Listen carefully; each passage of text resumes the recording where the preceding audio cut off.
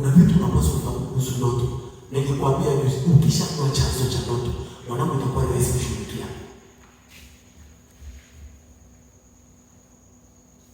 Ukishakuwa chanzo cha ndoto, hata namna ya kupambana, namna ya kutafuta ushindi, namna utakaposhughulikia mambo, namna utakaposhughulikia ndoto kutoka kwa Mungu, sivyo utakaposhughulikia ndoto kutoka kwa shetani.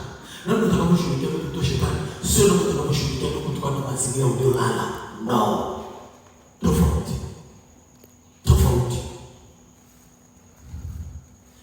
Haya, nisikilize mwalimu. Usipuuzie ndoto, lakini usiabudu ndoto.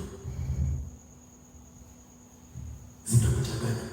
Kuna watu shetani anaweza kukuletea ndoto ukabaki pale.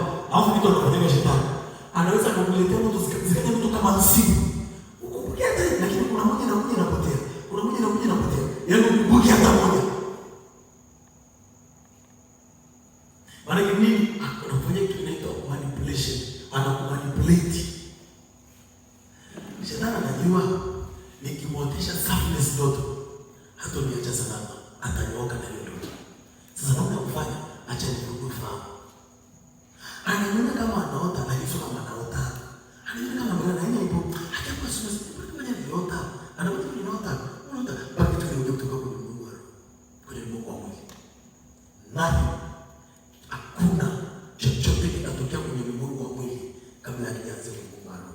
Jana nilikwambia, ulimwengu wa roho, ulimwengu wa mwili. So, vitu vinavyozaliwa kwenye Mungu wa mwili vinatoka kwenye Mungu wa roho. Ndio ndani ngota. Hii fanya hivi. Nini shida?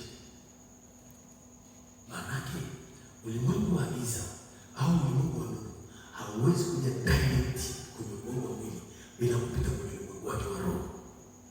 Na moja hapo ya njia ulimwengu wa roho unayoitumia iwe ni giza na nuru, ni ulimwengu wa ndoto au njia ya ndoto. Kwa lazima uwe makini, zingatia na kile unacho